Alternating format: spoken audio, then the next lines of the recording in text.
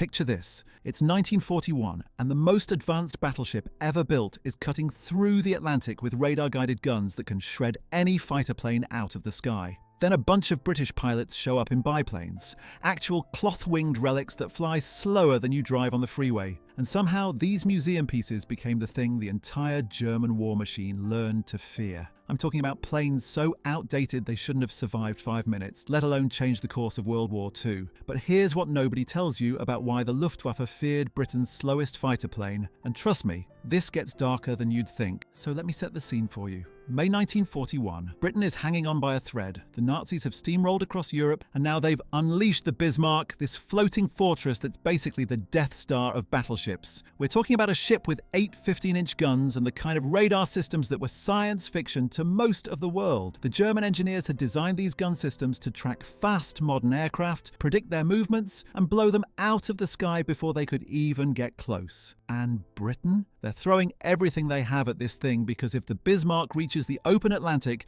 and starts tearing apart supply convoys, the war might actually be over. Now, you need to understand just how desperate the British situation was at this point. The Royal Navy had already lost the HMS Hood just days before, their own pride and glory, sunk in minutes with only 3 survivors out of a crew of over 1,400 men. That wasn't just a military loss, that was a psychological gut punch to the entire nation. People back in Britain heard that news and realised the impossible had happened. Their invincible ship, the one that was supposed to protect them, was at the bottom of the ocean. And the thing that sank it, the Bismarck. So now this German monster is loose in the Atlantic, and the British know that if they don't stop it, supply lines get cut, food stops coming, the war effort collapses. Churchill himself was obsessing over this ship, demanding hourly updates because he understood what was at stake. The Bismarck wasn't just big and heavily armed, it was fast. It could outrun most of the ships trying to chase it down. It had armour plating thick enough that shells would literally bounce off. The fire control systems were state-of-the-art, designed by the same engineers who'd been pushing the boundaries of military technology for years. And here's what made it particularly terrifying. It was built specifically to operate alone, to break out into the Atlantic and hunt merchant convoys without support. One ship causing maximum chaos. The Germans called this strategy commerce raiding, but really it was economic strangulation. Every convoy ship the Bismarck sank was food not reaching Britain, fuel not reaching the factories, ammunition not reaching the front lines. If this thing got loose and started rampaging through supply routes, Britain could literally be starved into surrender within months. So the Royal Navy is scrambling, throwing everything they have into the hunt. Battleships, cruisers, destroyers, all converging on last known positions, trying to box this thing in before it disappears into the vastness of the Atlantic, where it could hide and strike at will. But here's the problem. The ocean is massive, the Bismarck is fast, and they're running out of time. You can't just drive around searching randomly when you're burning through fuel and supplies. They needed eyes in the sky, they needed reconnaissance, and most importantly, they needed some way to slow this battleship down enough for the heavy ships to catch up. And that's where the absolute insanity of the British solution comes in. But someone forgot to tell the pilots flying what looked like museum pieces into that storm. Enter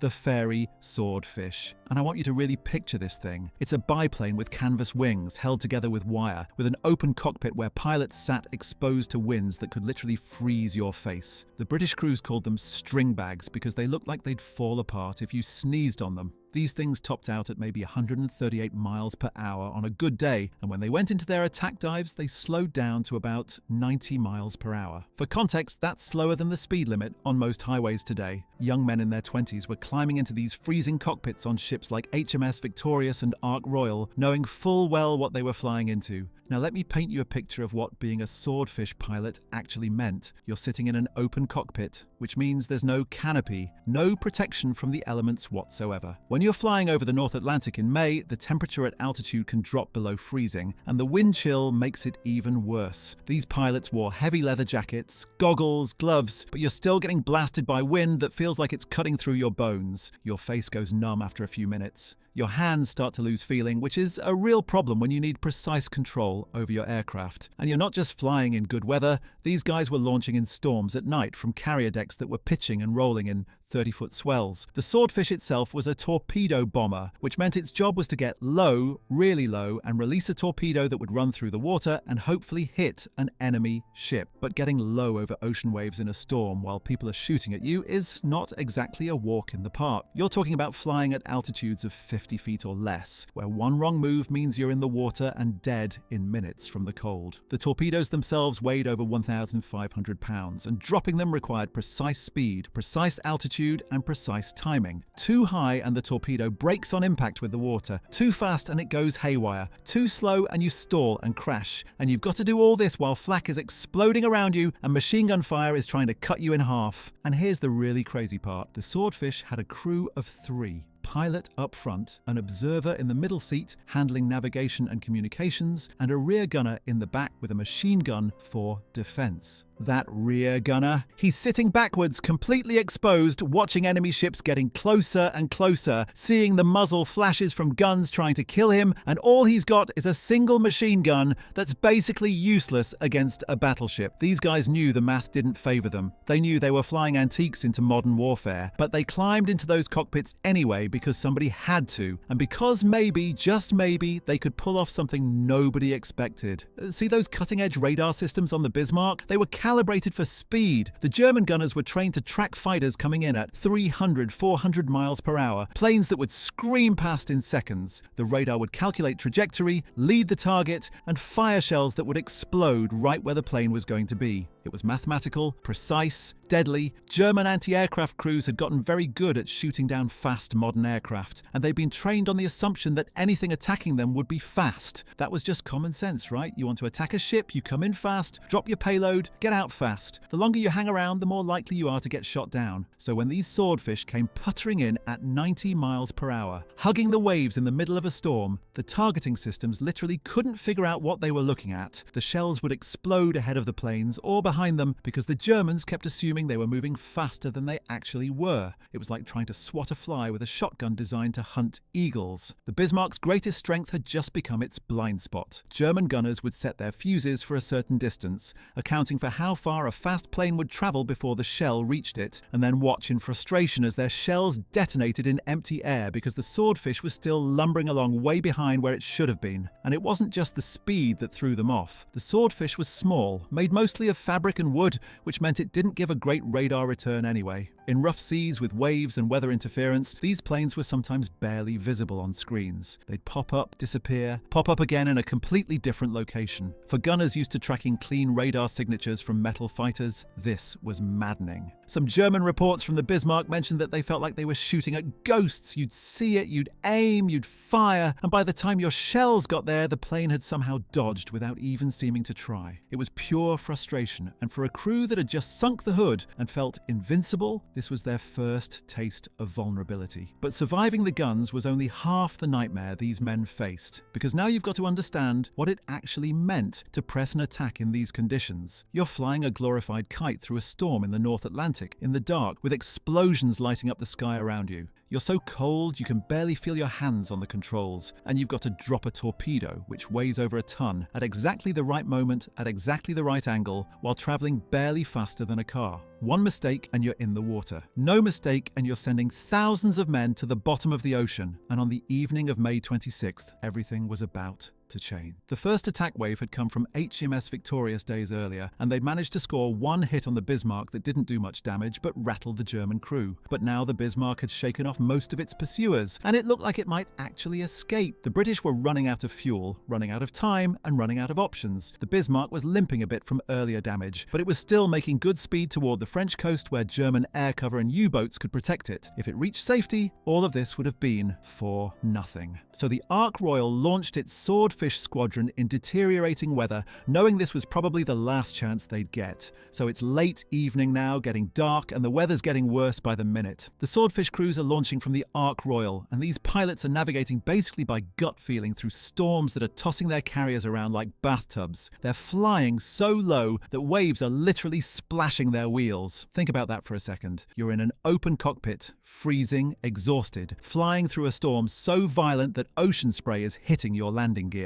The Ark Royal itself was rolling so badly that launching planes was nearly impossible. Deck crews were timing the launches to the roll of the ship, waiting for that brief moment when the deck was somewhat level, then catapulting these biplanes off into howling wind and rain. And down on the Bismarck, the German gunners are watching these biplanes weave through their barrage, and they cannot believe what they're seeing. It's like watching ghosts. Every time they think they've got a lock, the plane's already somewhere else, too slow to predict, too small to reliably hit. One German officer later said it was more unnerving than facing Spitfires, because at least those made sense. You could understand the tactics of a fast modern fighter. But these things, they defied logic. They'd come in from angles that shouldn't work, drop torpedoes that shouldn't hit, and then somehow limp away through walls of anti-aircraft fire that should have shredded them. The Swordfish tactics were actually pretty brilliant when you break them down. They'd spread out and attack from multiple directions simultaneously, which meant the Bismarck's guns couldn't focus on any single threat. Some planes would come in high as decoys, drawing fire,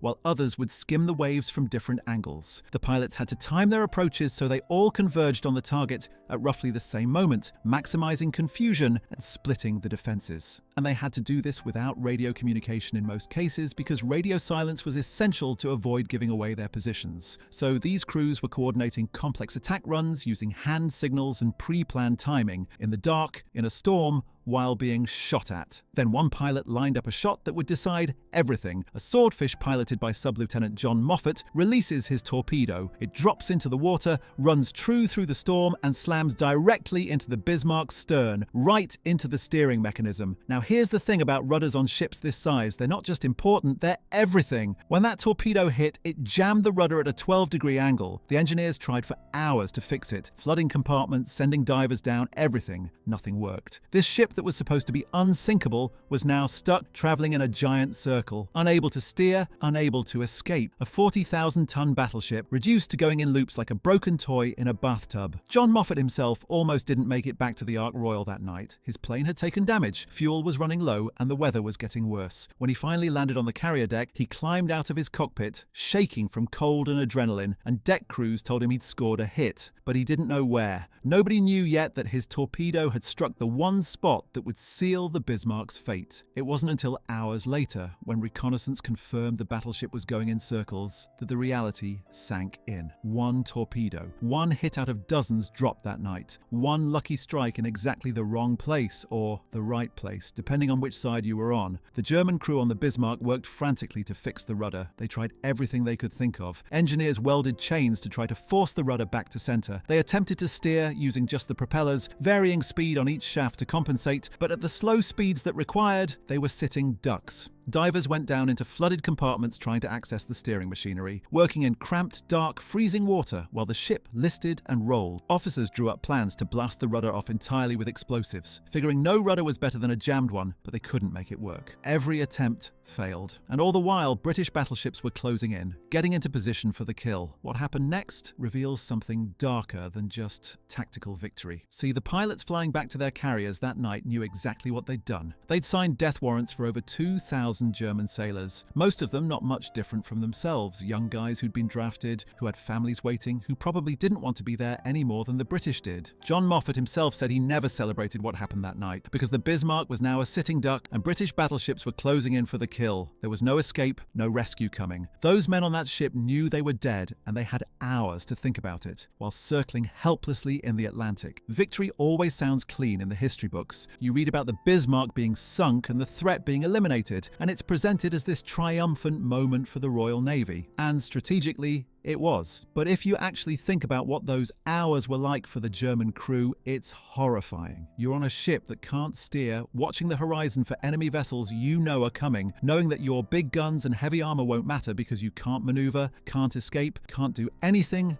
Except, wait. Some of the younger sailors had never even been in combat before this cruise. They'd joined the Navy, gone through training, been assigned to this brand new super battleship, and now they were going to die on it. The Bismarck's captain, Ernst Lindemann, knew it was over. Reports from survivors suggest he gathered the crew and basically told them to prepare for the end. Some men wrote last letters, others just sat quietly, maybe praying, maybe thinking about home. The officers discussed scuttling the ship themselves rather than letting the British sink it, preserving some measure of pride in choosing their own fate, but that was mostly symbolic. The ship was doomed either way, and when the British ships finally arrived, something unexpected happened. Because after the Bismarck finally went down, after the big guns had finished and the explosions stopped echoing across the water, there were hundreds of German sailors in the freezing Atlantic screaming for help, and the British ships had a choice to make. These were the same men who'd been shooting at them hours before, the same men whose ship had just sunk the HMS Hood and killed over 1,400 British sailors days earlier. Enemy combatants in every legal and military sense, but they were also drowning. So British sailors started throwing ropes over the sides, pulling exhausted German sailors out of the water, hauling them onto decks, wrapping them in blankets. You've got to understand the chaos of this. Men who'd been trying to kill each other hours ago, now one group desperately pulling the other from the waves.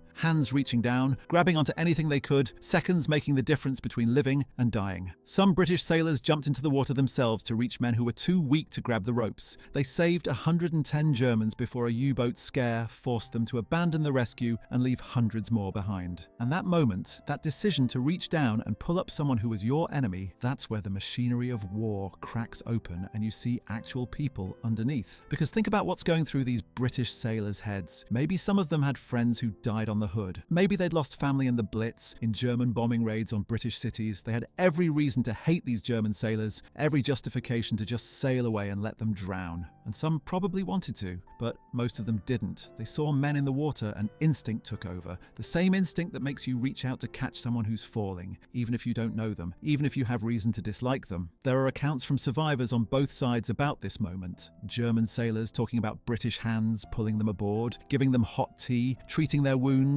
British sailors talking about looking into the eyes of German kids barely out of their teens, seeing the terror and relief and confusion. One British officer reported a German sailor breaking down crying after being rescued, not from relief, but from shame and grief over his shipmates who weren't saved. Another German survivor mentioned a British sailor giving him his own dry coat, even though they'd been enemies minutes before. These little moments of humanity breaking through the horror, but this moment of mercy reveals war's cruelest irony. Because here's the thing about the Swordfish that nobody talks about. They were already obsolete when they attacked the Bismarck. The military knew it, the pilots knew it, everybody knew it. These planes should have been in museums, not in combat, but they kept flying them because they worked and because desperate times don't care about your equipment being outdated. These cloth-winged biplanes ended up serving through the entire war, taking on everything from battleships to submarines, flown by men who understood they were operating at the edge of what should be possible.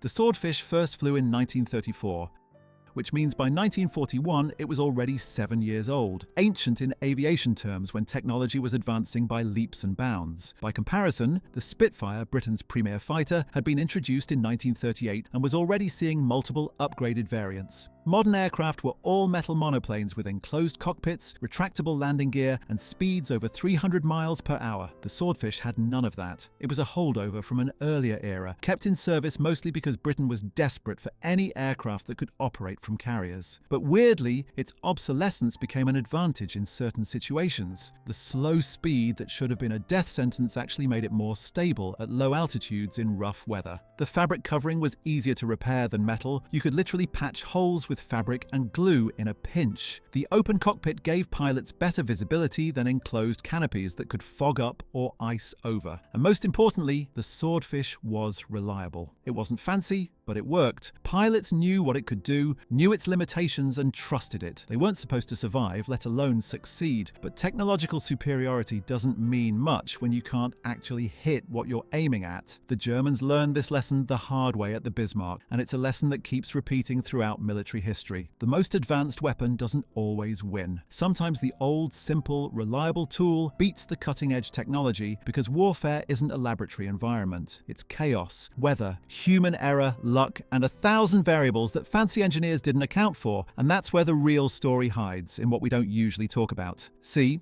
We like our war stories simple. Good guys, bad guys, clear victories, heroic sacrifice. But the Bismarck story doesn't fit that mold because everyone involved was terrified and most of them died. The British pilots were flying death traps into storms. The German sailors were trapped on a crippled ship, watching the horizon for ships that would never come to save them. The guys pulling survivors from the water were risking themselves for men who'd been trying to sink them days before. Both sides were full of people who'd been farmers and teachers and shop clerks a few years earlier, who'd been drafted into a war most of them didn't start and couldn't stop. Loyalty and fear and duty all tangled up together, and underneath all of it, the basic fact that nobody, not one single person out there in that freezing Atlantic, wanted to be there. The German sailors didn't wake up one morning and decide to attack Britain. They were following orders, serving their country, doing what they'd been told was their duty. Same with the British. Young men thrown into situations where the options were kill or be killed, sink or be sunk, no middle ground, no easy answers. And here's what really haunts me about this story. Both sides thought they were the good guys. The British sailors saw themselves defending their homeland from Nazi aggression, protecting the supply lines that kept their families fed, avenging the Hood and all the other losses they'd suffered. And they were right to see it that way. But the German sailors, a lot of them probably saw themselves as patriots too, defending their country, following orders, serving honorably. Most of them weren't die-hard Nazis. They were regular Navy guys who joined before the war, who had families back home, who wanted to survive and go back to normal lives. War doesn't care about these nuances.